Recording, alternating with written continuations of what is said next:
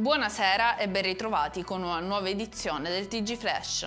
Si sono avvalsi della facoltà di non rispondere Giovanni Barreca e i due complici della strage di Altavilla. Sabrina Fino e Massimo Caradente hanno ribadito la loro innocenza.